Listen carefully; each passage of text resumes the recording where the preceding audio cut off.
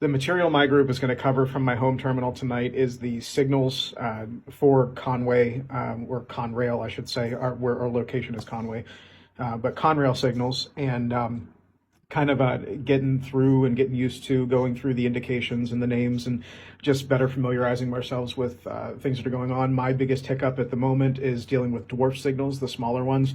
All of the high mass and position signals I'm doing very well with, but the three questions that I missed on the signals test were all dwarf signals, so I need to spend some more time with that. So I'm going to go through the e-learning again, get the information that I can out of that, and then continue to retake those tests until I, start scoring a little bit higher. You can miss, I think, one or two. I think it's one on the signals exam out of the 25 that you're going to get. So it's not going to be the full 168 that are in the system that you can pick from. But you do have to score with it, at least only missing one, I believe, is the deal.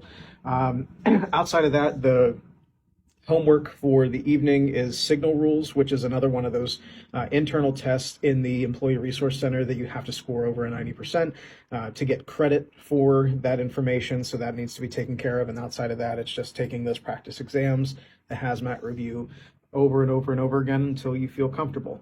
We covered the timetables today as well, and the instructors were extremely helpful in clearing up a bunch of the rules that you don't necessarily, you don't find them as quickly when you're looking into the timetable, but they're the things that are on the test. So, for example, a two-axle scale car, the speed limit is 30 miles an hour.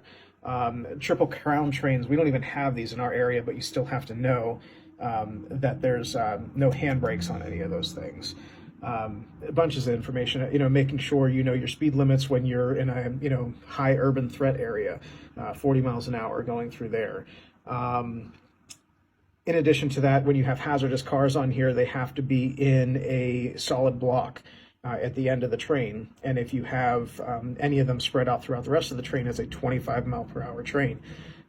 Otherwise, if it's in a solid block and it's under 40 cars, you can go track speed with that setup.